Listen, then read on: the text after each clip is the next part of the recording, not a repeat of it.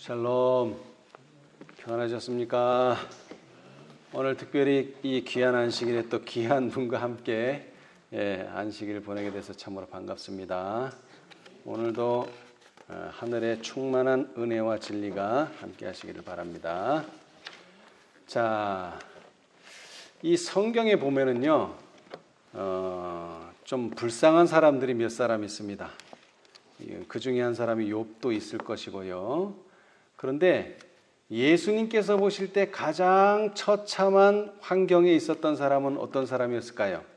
예수님께서 보실 때 바로 38년 동안 안진뱅이 또는 수적을 못 쓰는 이 중풍병에 걸렸던 사람이 아닐까 싶습니다. 자, 우리 요한복음 5장을 보겠습니다. 요한복음 5장. 성경에서 또 예수님 보시기에 가장 처참한 환경에서 살았던 사람. 요한복음 5장에 그 이야기가 나오는데요. 1절부터 제가 한번 읽어보겠습니다. 그 후에 유대인의 명절이 있어 예수께서 예루살렘에 올라가시니라. 자, 이 명절은 다름이 아닌 유월절입니다.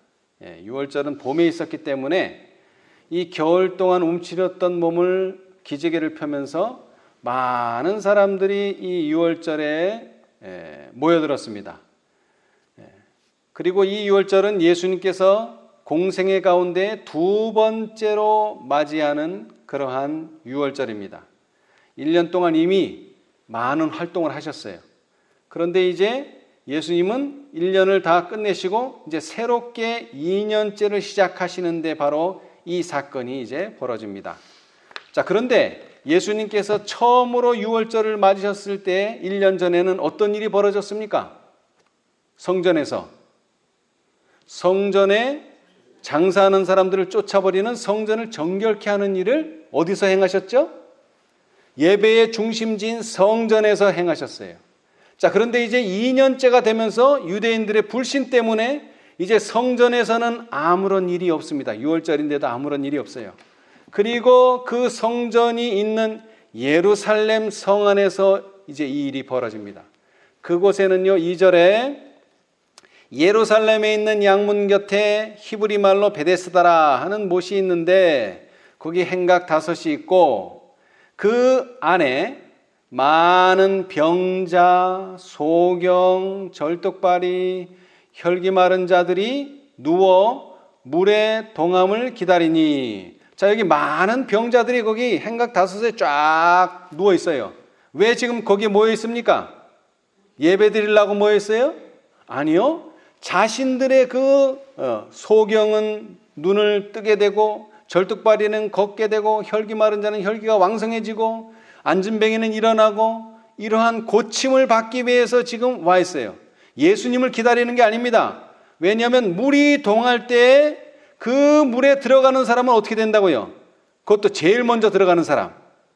어떤 병에 걸렸던지 낫게 됩니다. 자, 4절. 이는 천사가 가끔 못에 내려와 물을 동하게 하는데 동한 후에 먼저 들어가는 자는 어떤 병에 걸렸든지 낫게 됨이러라. 그러니까 지금 사람들은 이 행각에서 뭐만 기다리고 있는 거예요, 지금? 물이 동하는가 안 동하는가 그것만 열심히 지금 주시하고 있어요. 자, 그런데 얼마나 모였는지 모르겠는데 상당히 많은 그 병자들이 모였는데 그 중에서 가장 형편이 안 좋은 사람이 누굽니까? 5절에 거기 38년 된 병자가 있더라. 여기 38년도 못 산 사람 있죠, 여기? 예. 근데 이 사람은 38년이나 병으로 고생한 사람이에요. 이거 상상할 수 없는 시간이죠. 38년이라는 이 긴 시간을. 예. 그래서 예수님께서 그 가장 참담한 사람에게 6절 예수께서 그 누운 것을 보시고 병이 벌써 오랜 줄을 아시고 이르시되 뭐라고 말씀하셨어요? 물어보셨어요. 내가 낫고자 하느냐? 여러분, 이런 질문 이 사람이 들어봤을까요? 여태까지 38년 동안 있으면서 제가 볼 때는 한 번도 들어본 적이 없었을 거예요. 여러분, 어떤 사람의 병이 났어요. 여러분이 이제 병문안을 간다고 칩시다. 여러분 가서 뭐라고 말합니까? 아, 나을 수 있어. 뭐 이런 얘기는 할 수 있어요. 그죠? 나을 수 있어. 희망을 가져. 뭐 이런 이야기는 하지만 가서 너 낫고 싶어. 이렇게 말하는 사람은 제가 보지를 못했어요. 이렇게 물을 수 있다는 건 뭡니까? 낫게 해주든지 무슨 처방이 있든지 뭔가를 가지고 있으니까 물어보는 거 아니야. 너 정말 낫고 싶어? 이렇게요. 자, 예수님이 내가 낫고자 하느냐 질문했을 때 이 병자의 대답이 참 재밌어요. 7절 병자가 대답하되 주여 물이 동할 때 나를 못에 넣어줄 사람이 없어 내가 가는 동안에 다른 사람이 먼저 내려가나이다. 여러분, 예수님의 질문에 대한 이게 충분한 답이 됩니까 이게? 저는 이거 볼 때마다 왜 이 병자가 이렇게 대답을 했을까? 네, 낫고 싶습니다. 정말 간절히 원합니다. 뭐 이런 대답이 아니에요. 물이 동할 때 나를 못에 넣어줄 사람이 없습니다. 이 동문서답과 같은 이런 대답인데 사실은 이게 동문서답은 아니에요. 왜냐하면 이것은 예언의 신에서만 이 답을 얻을 수 있는데, 자, 우리 예언의 신을 한번 볼까요? 시대의 소망. 이제 우리는 예언의 신에서 이 대답의 의미를 조금 이해할 수가 있어요. 201페이지. 시대의 소망 201페이지. 시대의 소망 201페이지입니다. 시대의 소망 201페이지. 오늘 우리는 특별한 예수님의 특별한 이적을 한번 살펴보고 있는데요. 201페이지. 베데스다와 사내들인 바로 이 장에서 그 38년 된 환자가 나왔죠. 201페이지 어디냐 하면은 예수께서 다시 예루살렘에 오셨다. 그 한 달러 한번 읽어주세요. 누가 찾으셨으면 큰 소리로. 예수께서 다시 예루살렘에 오셨다. 그분은 외관상 명상과 기도를 하는 모습으로 홀로 걸으시다가 그 못에 이르셨다. 그분은 비참한 환자들이 나을 수 있는 유일한 기회라고 생각하는 시기를 기다리는 것을 보셨다. 그분은 당신의 치유력을 행사하여 모든 고통당하는 자들을 건강하게 만들어주시기를 갈망하셨다. 그러나 그날은 안식일이었다. 무리가 경배하기 위하여 성전에 가고 있었다. 예수께서는 이러한 치료의 행위가 유대인들의 편견을 자극시켜서 당신의 사업을 단축시킬 것을 아셨다. 예, 감사합니다. 자, 여러분, 여기도 그 나인성의 과부의 아들을 살려주신 것처럼 예수님께서는 외관상으로 볼 때, 외적으로 볼 때는 명상과 기도를 하시는 모습으로 걸어가시는 것처럼 보였어요. 근데 어디로 가고 계십니까 지금? 그 베데스라고 하는 못으로 가고 계셨어요. 자, 그런데 그 못에 있는 사람들은 지금 뭘 기다리죠? 그 못에서 뭘 기다려요? 물이 동하기를. 그걸 좀 더 육하 원칙에 의해서 얘기한다면 기회를 기다리고 있는 게 기회. 어떤 기회예요? 물이 동하는 그 시간에 들어가면 나으니까 그 물이 동하는 시간. 그래서 유일한 기회라. 그리고 유일한 기회라고 생각하는 시기를 기다리고 있다 말했어요. 뭘 기다리고 있다고요? 시기, 때를 기다리는 거예요. 때. 특별히 기회라고 생각하는 때. 여러분, 오늘날 우리 주위에는 그런 사람들이 있습니다. 재림신앙을 가졌다가 그냥 세상도 살면서 내가 일요일 휴업령만 나면 그때는 정말 뭐 재산 다 정리하고 뭐 하고 다 한 다음에 예수님을 전적으로 내가 믿겠다. 그런데 지금은 내가 조금 바쁘다. 그런 시기를 기다리는 사람들이 있어요. 그런데 여기에 이 환자들도 다 시기를 기다리고 있어요. 그리고 이 기회는 자주 오는 거 아니에요. 유일해요. 한 번밖에 없어요. 그러니까 모든 신경이, 모든 생각이 다 거기에 가 있어요. 물이 동하는가 안 동하는가. 그런데 예수님께서 이 자리에 오셨을 때 이 38년 된 환자만 고쳐주시기를 원합니까? 거기 있는 사람 다 고쳐주기를 원합니까? 다 고쳐주기를 원해요. 그런데 왜 예수님은 38년 된 환자를 택하셨을까요? 그 중에서도 최고로 처참한 상황이기 때문에 이 사람이 낫는 것만 본다면 다른 사람들도 어떻게 될까요? 이 믿음을 쫓아서 나을 방법을 알게 되겠지요. 그래서 예수님께서는 딱 한 사람만 택해서 그 사람을 고쳐주셨는데, 이 사람은 그 자리에 있는 사람 중에 가장 최악의 상태예요. 그래서 이 사람만 낫는다면, 야, 나 정도 낫는 건 뭐 일도 아니겠다, 이런 확신이 들 만큼 가장 처참한 사람 한 사람이 있었는데, 그 사람은 바로 38년 된 중풍병자입니다. 근데 여기에서 우리가 주목해야 될 것은 그날이 언제예요? 안식일이에요. 만약 이날 이 최고로 처참한 이 환자지만 낫게 한다면 무슨 일이 벌어져요? 유대인들의 편견을 자극해서 예수님의 사업은 이제 2년으로 단축됩니다. 2년으로 단축돼요. 그래서 2년 후에는 세 번째 유월절을 지내시고 네 번째 되시는 때에는 이제 돌아가셔야 되는 거예요. 이것은 할 수는 있지만 이것을 하면 예수님의 사업은 단축됩니다. 그걸 아셨어요. 그런데 왜 이 일을 하셨느냐? 이것은 상당히 중요한 사건이에요. 이 시대에만 중요한 게 아니라 우리 시대까지도 중요한 사건이기 때문에 그래요. 이제 그것은 차차 공부를 하겠는데요. 자, 그러면 좀 더 읽어보겠습니다. 그러나 구주께서는 가장 처참한 형편에 처한 한 사람을 보셨다. 그는 38년간을 속절없이 불구자로 지내온 사람이었다. 그의 질병은 대체로 그 자신의 죄의 결과였으며 하나님께서 내린 심판으로 간주되었다. 그 환자는 홀로 쓸쓸하게 자기는 하나님의 자비에서 끊겼다고 생각하면서 오랜 불행의 세월을 보내왔다. 물이 요동할 것이라고 생각되는 때에는 그의 무력함을 측은히 여기는 사람들이 그를 행각에까지 실어다 주곤 하였다. 그러나 꼭 혜택을 입어야 할 그 순간에 그를 도와서 물속에 넣어줄 사람이 없었다. 그는 물결이 일어나는 것을 보았지만, 아까 제가 가정공부 시간에도 얘기했죠? 여러분, 보았어요. 이 보는 것으로는 충분하지 않아요.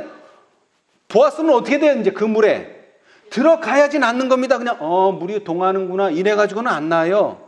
그 보는 것과 아울러 거기에 들어가야 돼요. 그런데 들어갈 수가 없어요. 왜? 이 사람은 앉은 뱅이에요. 걸을 수가 없어요. 못가에 더 안으로 결코 들어갈 수 없었다. 그보다 힘센 다른 사람들이 앞서 뛰어 들어가곤 하였다. 그는 이기적이며 광분하는 무리와 제대로 경쟁할 수 없었다. 그 한 가지 목적을 위한 그의 집요한 노력과 근심과 계속적인 실망은 그의 남은 기력을 신속히 빼앗아 가고 있었다. 아멘. 여러분, 예수님께서 내가 낫고자 하느냐 물어봤을 때 이 병자가 대답하기를 나를 이 물에 넣어줄 사람이 없습니다라고 말했지만, 제가 거기다 설명을 좀 더 붙이자면 이렇습니다. 내가 낫고자 하느냐? 네, 그렇습니다. 왜? 이 사람은 지금 왜 38년 동안 버텨왔어요? 나으려고. 누군가 나를 도와준다면 내가 저 물에 들어가서 나을 수 있을 거라는 한 가닥 희망을 가지고 여태까지 기다린 거예요. 38년이 될 동안. 그렇죠? 네, 그래서 네, 그렇습니다. 저는 낫고 싶습니다. 그런데 그 방법이, 예수님의 방법과 이 사람의 방법이 좀 다른 게 뭐냐면, 저를 물에 넣어줄 조력자만 있다면 저는 나을 수 있습니다. 그런데 그 조력자가 지금 없습니다. 이런 얘기예요. 지금 누가 도와주러 왔는데, 예수님이 도와주러 왔는데 예수님의 도움보다도 나를 도와줄 사람을 필요로 하는 거예요, 지금 이 사람은. 그렇죠? 자, 그런데 이 사람이 나을 확률이 있습니까? 이 사람이 나을 확률 희박합니까? 어렵습니까? 제가 볼 때는 이 사람이 나을 가능성은 없습니다. 왜 없어요? 자기 스스로 해결이 안 되기 때문에 없는 거예요. 여러분, 도움이라는 것이 우리 인생살이도 그렇지만 여러분, 도움은 항상 내가 꼭 필요할 때 도움이 와야 되는데 그때는 도움이 안 와요. 왜 안 올까요? 다른 사람도 나를 도와줄 여력이 안 되기 때문에 그래요. 다른 게 아니라. 여러분, 왜 우리는 의롭게 살고자 하는데 왜 안 됩니까? 내 힘으로는 안 되기 때문에 안 되는 거예요. 우리는 조력자가 필요해요. 지금 이 사람이 그걸 말하는 거예요. 나 혼자 힘으로는 안 된다 지금. 누군가 나를 도와준다면 되는데 그 조력자가 꼭 필요한데 인간 중엔 그런 조력자가 없습니다. 안타깝게도. 이거 깨닫는데 시간이 너무나 오래 걸려요. 이 사람 38년 됐는데도 아직도 못 깨닫고 있어요 지금. 38년이나 아픈데도. 그러면서 한 가닥 희망을 가지는 게 누군가 나를 도와주면 나도 나을 수 있는데 이것 때문에 38년을 기다려온 거예요. 그런데 우리가 냉정하게 보면 이 사람은 도움받을 길이 전혀 없습니다. 이 사람이 나을 가능성은 전혀 없습니다. 그런데 그것을 돕기 위해서 누가 나타났어요? 말 그대로 구세주 메시아가 나타난 겁니다. 메시아가. 예. 자, 그런데 저는 이것을 보면서 그런데 왜 기다린 시간이 38년이냐? 40년이면 2년이나 더 지체되는데 40년 아니면 45년 아니면은 그 메시아를 기다렸던 사람만큼 그 안나 같은 사람은 아주 수십 년을 60년인가를 그 혼자 살았는데 메시아를 만났잖아요. 그죠? 그런 더 많은 숫자를 기록하면 더 좋지 않느냐? 근데 이 숫자는 많고 적음에 있는 게 아니라 그만의 숫자 38이라고 하는 숫자가 주는 의미가 있다는 것이에요. 자, 우리 구약으로 이제 넘어가 보겠습니다. 구약 신명기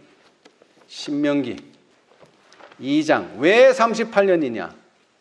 신명기 2장 13, 14절 누가 한번 찾으셨으면 한번 읽어주세요. 신명기 2장 13, 14절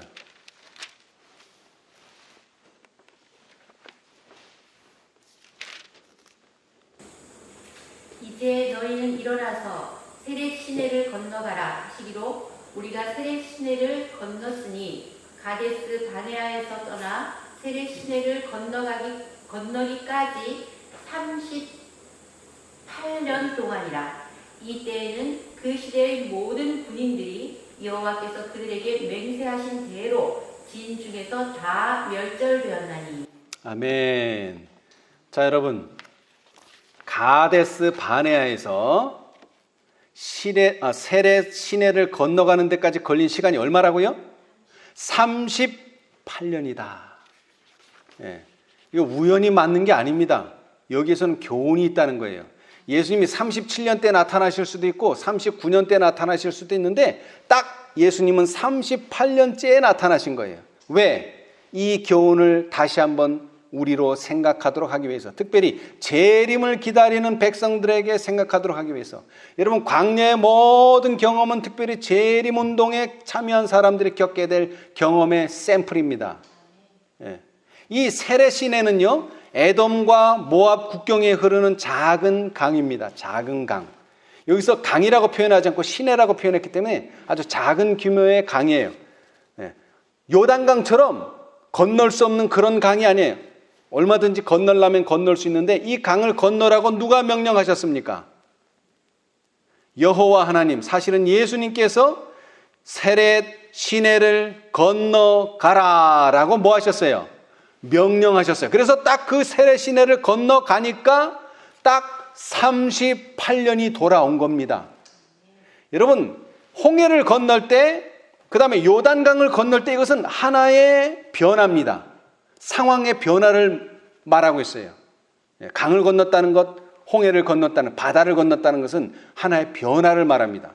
이 세렛 시내를 건넜다는 것도 하나의 변화입니다. 어떤 변화입니까? 38년 전에 가데스 바네아에서 우리는 못 들어간다. 그리고 여호수아와 칼렙은 우리는 하나님의 도우심으로 들어갈 수 있다.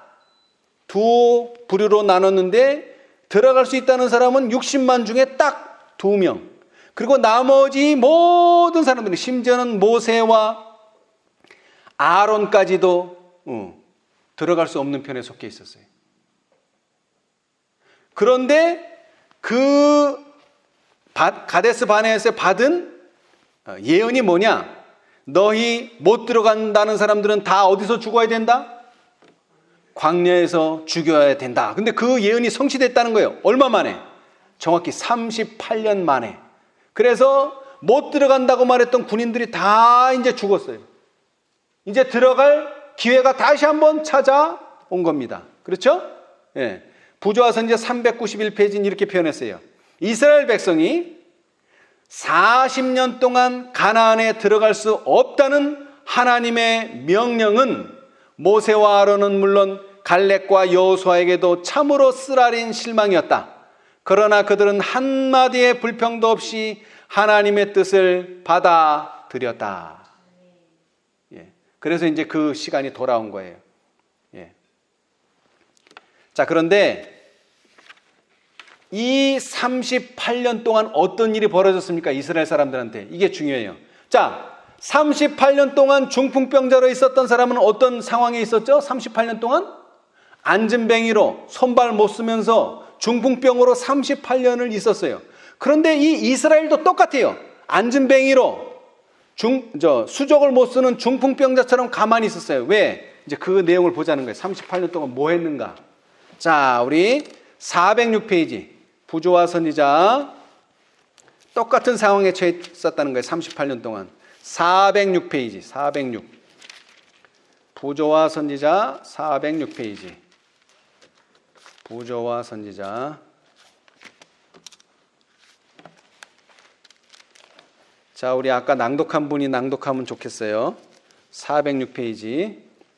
약 40년 동안 이스라엘 자손들은 약 40년 동안 이스라엘 자손들은 광야의 근접한 곳에 있어서 외고와의 소식이 끊어졌다. 모세는 가데스 바네아에서 떠나 세렛 시내를 건너기까지 38년 동안이라. 이때에는 그 시대의 모든 군인들이 여호와께서 그들에게 맹세하신 대로 진중에서 다 멸절되었나니라고 말한다. 이 기간 동안에 백성들은 끊임없이 그들이 하나님의 징계하에 있음을 상기했다. 가데스의 반역에서 그들은 하나님을 거역하였고 하나님께서도 한동안 그들을 버리셨다. 그분의 언약에 불충실했음이 밝혀진 이상 그들은 언약의 표인 할례의 의식을 행해서는 안 될 것이었다. 종살이 하는 땅으로 다시 돌아가고자 했던 그들의 갈망이 그들을 자유를 누릴 가치가 없음을 나타냈고 속박으로부터 구속받은 사실을 기념하기 위하여 제정된 유월절 의식은 준수될 필요가 없었다. 예, 거기까지요. 자, 보세요. 38년 된 중풍병자 안진뱅이 그 환자는 왜 그렇게 됐죠? 원인이 뭐라 그랬어요? 그가 죄를 지었기 때문이라 그랬죠. 아까 시대 소망에. 자, 그런데 이스라엘도 마찬가지예요. 뭐 때문에 이렇게 됐어요? 38년. 가데스에서 반역이 일어나서 하나님을 거역했기 때문에 그렇게 됐어요. 그래서 뭘 할 수가 없다고요? 언약의 표인 할례의 의식을 행해서는 안 될 것이었고, 그렇죠? 그 다음에 속박으로부터 구속받은 사실을 기념하기 위하여 제정된 유월절 의식도 준수될 필요가 없었어요. 이 두 가지를 못한 거예요. 할례도 못하고 뭐도 못해요. 유월절 예식도 없어요. 38년 중풍 환자로 있었던 것과 똑같아요. 수족을 못 쓰고 있는 거예요. 그냥 가만히 앉아 있어도 안진뱅이처럼 38년을 똑같이 보냈어요. 그러나 그 시간, 그리고 아까도 말했지만 그 중풍 환자가 38년 동안 나는 죄를 지었기 때문에 죄의 벌로 이 안진뱅이가 되었고 하나님께서 나를 버렸다고 생각하는 그 시간에도 하나님은 그를 버린 게 아니었죠? 그래서 38년 후에 찾아오신 거 아니에요? 버렸으면 왜 찾아옵니까? 그 38년 된 중풍 환자는 자기가 38년 동안 낫기를 위해서 기다렸다고 생각했는데 사실은 예수님이 그를 낫게 해주기 위해서 38년간 기다린 거예요. 네. 자, 그래서 이스라엘도 하나님을 반역했기 때문에 38년 동안 할례도 못하고 유월절 의식도 못 지키는 그런 생활을 했지만, 그러나 성소 봉사가 계속되고 있는 사실은 하나님께서 당신의 백성을 완전히 버리지 않으셨음을 증거하였다. 하나님께서는 여전히 당신의 섭리로 그들의 필요를 공급하셨다. 모세는 그들이 광야에서 방황하던 역사를 되풀이하여 말하면서 내 하나님 여호와가 너의 하는 모든 일에 내게 복을 주고 내가 이 큰 광야에 두루 행함을 알고 내 하나님 여호와가 이 40년 동안을 너와 함께 하였으므로 내게 부족함이 없었느니라고 말하였다. 또한 느헤미야가 기록한 레위인의 찬양의 노래에도 반역으로 유랑하던 세월 동안일지라도 하나님께서 이스라엘을 돌보신 사실을 생생하게 묘사되어 있다. 주께서는 연하여 긍휼을 베푸사 저희를 광야에 버리지 아니하시고 낮에는 구름 기둥으로 길을 인도하시며 밤에는 불 기둥으로 그 행할 길을 비치사 떠나게 아니하셨사오며 또 주의 선한 신을 주사 저희를 가르치시며 주의 만나로 저희 입에 끊어지지 않게 하시고 저희의 목마름을 인하여 물을 주시사 40년 동안을 들에서 기르시되 그 옷이 헤어지지 아니하였고 발이 부르지 아니하였다. 아멘. 예. 그런 일이 광야에서도 똑같이 벌어지고 있었다 하는 것입니다. 예. 자, 그런데 이 38년에 또 다른 38년이 있어요. 예, 근자에 와서. 자, 여러분, 라오디게아 교회의 상태를 화이트 선지자는 이렇게 표현하셨습니다. 한번 들어보세요. 믿음과 사랑은 진정한 부이며 정금인데 이것은 참된 증인께서 뜨뜻 미지근한 사람들에게 사라고 권고하는 것이다. 세상 보화에 있어서 우리가 아무리 부유하다 할지라도 우리의 모든 부는 뜨뜻 미지근하다고 불리는 질병을 고칠 수 있는 귀한 치료제를 우리로 하여금 살 수 있게 하지 못한다. 교회증언 4권 88페이지. 여러분, 라오디게아 상태 중에 하나가 뭡니까? 뜨뜻 미지근하다. 예. 자, 그런데 뜨뜻 미지근하다고 불리는 뭐라 그랬어요, 여기? 질병이다, 병이라는 거예요. 뜨뜻 미지근하다는 병이에요, 이게 병. 그런데 그 치료제, 뜨뜻 미지근한 병을 고칠 수 있는 치료제를 세상의 돈으로는 살 수 없고 어떤 돈? 정금, 신앙의 정금, 믿음과 사랑의 진정한 부, 그 정금만이 이 치료제를 살 수 있다는 겁니다. 그래서 화이트 선지자는 라오디게아 교회의 뜨뜻 미지근한 상태를 병이다 이렇게 말씀하셨어요. 병.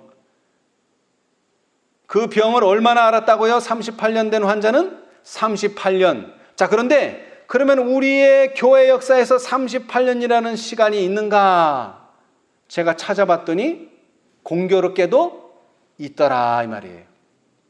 자, 이 글은요 재림교회 홈페이지에 1888년 미니아폴리스 대총회라는 제목으로 있는 기사를 제가 발췌했습니다. 일부분을.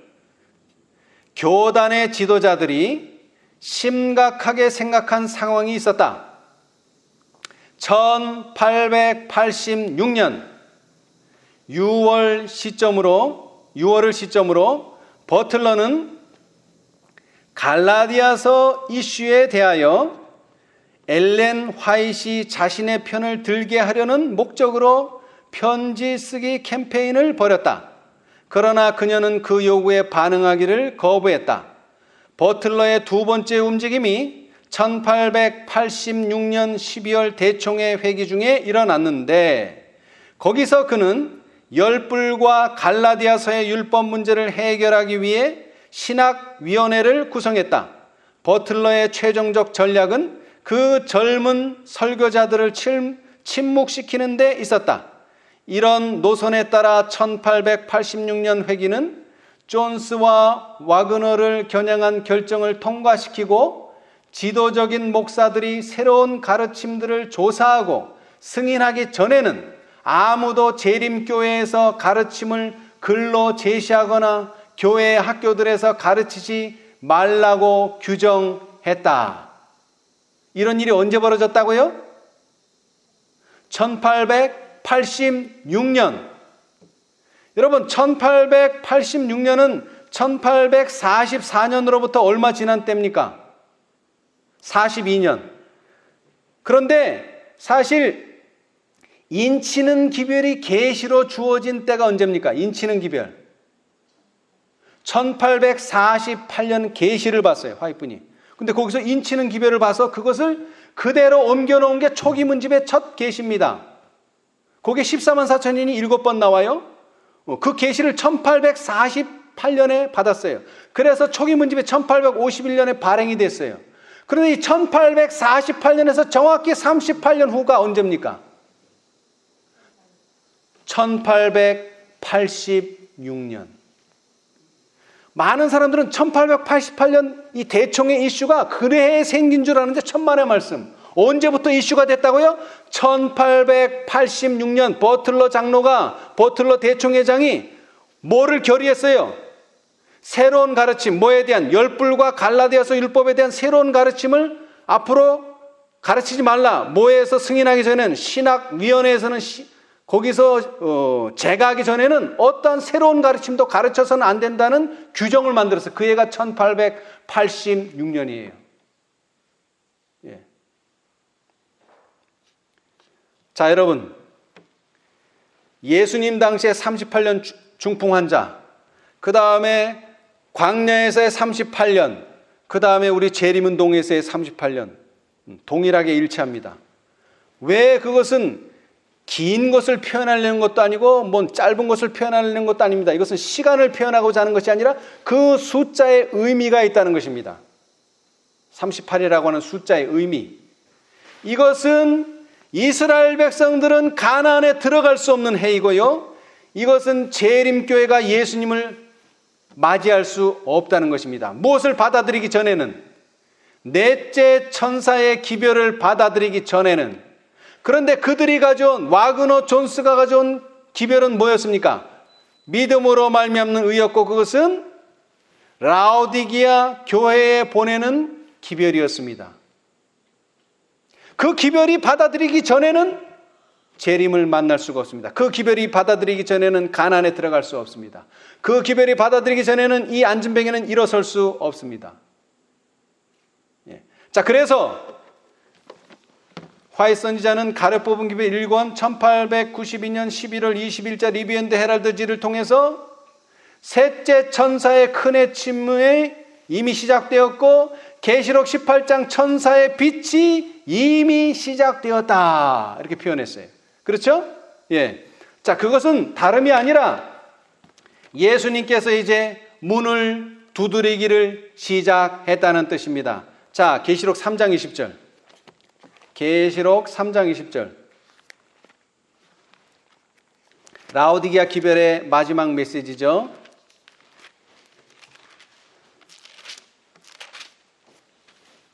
자, 볼지어다. 예, 특별히 볼지어다라는 말은 지금 누군가 우리의 눈이 다른 데가 있다는 뜻입니다. 눈을 제대로 뜨고, 감았던 눈을 뜨고 잠자는 상태에서 일어나서 보라는 거예요. 볼지어다, 내가 문 밖에 서서 두드리노니 누구든지 내 음성을 듣고 문을 열면 내가 그에게로 들어가 그로 더불어 먹고 그는 나로 더불어 먹으리라. 아멘. 여러분, 우리가 가장 잘 인용하는 초기 문집 277페이지에 보면은요, 이 넷째 천사는 언제 왔다고요? 적시에 왔다. 바로 그때에 왔다는 거예요. 그때에 38년 후에 왔다는 거죠. 38년 후. 자, 나는 천사들이 하늘에서 왔다 갔다 하며 어떤 중요한 사건을 위해 준비하느라고 하늘과 땅 사이를 바쁘게 오르내리는 것을 보았다. 그때 나는 다른 힘센 천사가 명령을 받고 셋째 천사와 연합하여 그의 기별에 능력과 힘을 주기 위하여 지상에 내려오는 것을 보았다. 여러분, 행각 5 속에 있는 그 많은 사람들은 언제든지 물이 동하면 내려갈 준비를 하고 있었지만 내려갈 수 있는 사람은 발이 성한 사람입니다. 이 38년 된 안진뱅이는 절대로 거기에 내려갈 수가 없어요. 누구 없이는, 조력자 없이는. 그런데 세 천사도 마찬가지입니다. 새 천사가 안진뱅이가 됐어요. 38년 동안. 그래서 예수님께서는 이 안진뱅이를 낫게 하기 위해서 다른 힘센 천사를 보내십니다. 그에게 힘과 능력을 주기 위해서. 큰 능력과 영광이 그 천사에게 주어졌으니 그가 내려올 때 세상이 그의 영광으로 환해졌다. 이 천사가 발하는 빛이 세상 곳곳을 비췄으며 동시에 그는 크고 힘센 소리로 무너졌도다 무너졌도다 근성 바벨론이여 모든 나라를 그 음행으로 인하여 진노의 포도주를 먹이던 자로다 라고 외쳤다. 둘째 천사가 말한 바벨론의 무너짐에 대한 기별은 1844년 이후에 교회가 처하여 온 타락상을 재차 지적하면서 반복되었다. 이 천사의 사업이 적시에 적당한 때 바로 그때에 나타나 마지막 큰 사업인 셋째 천사의 기별의 큰 외침과 동시에 행해지고 있다. 그렇게 함으로써 하나님의 백성들은 다가오는 시련의 때에 설 수 있는 준비가 갖추어지는 것이다. 여러분, 다가오는 시련의 때에 설려면 누구와 연합해야 돼요? 다른 힘센 천사와 연합해야 돼요. 이 연합 없이는 이제 셋째 천사는 아무 일도 못합니다. 38년 된 중풍병자와 똑같은 상태입니다. 나는 저들 위에 큰 빛이 비치는 것과 그들이 셋째 천사의 기별을 담대하게 전파하기 위하여 연합하는 것을 보았다. 그 계기는 바로 다른 힘센 천사가 내려옴으로 그렇게 되었다는 것입니다. 자, 그런데 이 큰 해침이 절정에 이르렀습니까? 늦은 비의 영광이 이르렀어요? 아니에요. 이거는 38년이 아니라 다시 1888년으로부터 134년이 지났어요. 134년. 10단위가 아니라 100단위로 지났어요. 그런데도 아직 그 일은 성취되지 않았어요. 왜요? 인간이 준비되지 않았기 때문에, 교회가 준비되지 않았기 때문에. 그래서 예수님은 아직도 기다리십니다. 그런데 그냥 기다리시는 게 아니에요. 다른 천사를 보냅니다. 천사들이 그 힘센 천사를 돕기 위하여, 이것은 넷째 천사입니다. 넷째 천사를 돕기 위하여 하늘에서 날아왔으며 나는 사방에서 들려오는 소리를 들었다. 내 백성아 거기서 나와 그의 죄에 참여하지 말고 그의 받을 재앙들을 받지 말라. 그 죄는 하늘에 사무쳤으며 하나님은 그의 불의한 일을 기억하신지라. 이 기별은 밤중 소리가 1844년에 있었던 둘째 천사의 기별에 포함되었던 것처럼 셋째 천사의 기별에 추가되는 것 같았다. 하나님의 영광이 오래 참고 기다리던 성도들 위에 임하였으며 그들은 바벨론의 멸망을 선포하고 하나님의 백성들에게 그 가운데 나와 그의 받을 재앙들을 피하도록 초청하는 마지막 엄숙한 경고를 담대하게 외쳤다. 여러분, 38년 된 그 환자에게 예수님께서 내가 낫고자 하느냐, 이것은 마지막 경고입니다. 마지막 초청이고요. 이 경고를 무시한다면 그는 다시는 일어날 수 없습니다. 마찬가지로 이 다섯째 천사는요, 이 천사의 외침은 마지막 경고입니다. 더 이상의 기다림은 없습니다. 그리고 더 이상의 두드림도 없습니다. 마지막으로 제가 시 한 편을 읽어드리겠는데요. 이 시는요, 다니엘스 목사님의 그리스도 우리의 의라는 책에 소개된 시입니다. 그 책에서 이 시를 이렇게 소개하고 있어요. 다음 시는 1888년 7월 31일 리비엔드 헤럴드지에 게재되었던 것인데, 이 해는 바로 믿음으로 말미암는 의의 기별이 그처럼 힘있게 결정적으로 하나님의 백성들에게 임했던 해였다. 그 엄숙했던 기별을 특징지었던 정신이 이 아름다운 시기에 절절히 서려 있다. 제가 지금 이 내용은 이 책에서 소개하고 있는 시에 대한 표현입니다. 제목, 기다리시는 분. 저자 A.G. 다니엘스. 볼지어다 내가 문 밖에 서서 두드리노라. 그대여 저 아름다운 음성이 들리는가? 어서 일어나 자물쇠를 열고 그분의 거룩하신 발걸음을 위해 길을 열어드리지 않으려는가? 그러나 나는 곤고하고 고뇌로 병들어서 그런 나그네를 위해 일어나 문을 열지 않겠노라고 당신은 말하는구려. 그렇지만 들어보. 그분은 진실로 위대한 의원이라. 그분은 모든 통증을 제거하는 치료제를 가지고 계시다오. 그리고 그분은 그대를 긍휼히 여기셔 그대에게 오신 것이라오. 나의 가난하고 나약한 친구여, 잠깐만 일어나 보. 나를 죽게 내버려 두라고요? 오 사랑하는 자여, 문 밖에 계신 위대한 의원께 그런 말을 하지 말아요. 사랑하는 이여 들어보. 그대는 그분의 울음소리가 들리지 않는가? 오 그분의 영혼은 그대로 인해 심히 상심되셨다오. 그분은 그대를 위해 깊고 넓은 강을 건너셨고 엄청난 위험들을 감수하셨다오. 오 나의 사랑하는 이여, 그분의 사랑스러운 손과 이마는 상하여 지금 피가 흘러내리고 있다오. 아니 뭐라고요? 나는 그것을 믿을 수 없습니다. 그대는 아무도 그대를 돌보지 않았다고 말하는구려. 오 내가 볼 때 그분의 부드러운 영혼을 찌른 창만큼 잔인한 창은 없었다오. 오 그대에게 대한 그분의 사랑 때문에 그분께 임한 말할 수 없는 슬픔을 그대에게 모두 말해줄 수 있다면. 이건 1부인데요 더 깁니다. 기회가 되시면은 이 그리스도 우리의라고 하는 책 맨 앞에 실려있는 시거든요. 기다리시는 분. 여러분, 예수님은 2000년 전서부터 이스라엘을 위해 기다려 주셨고요. 이제 교회 시대를 만나서 예수님께서는 이 교회들 앞에 모든 교회들, 에베소로부터 시작해서 라오디게아 교회에 이르기까지 모든 교회의 문 앞에서 기다리면서 문을 두드리셨어요. 왜요?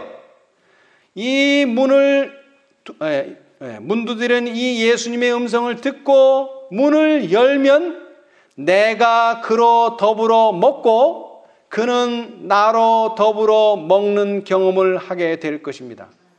그 경험을 하도록 그분은 계속 기다렸어요. 특별히 계시록 18장 천사를 통해서 문을 두드렸고요.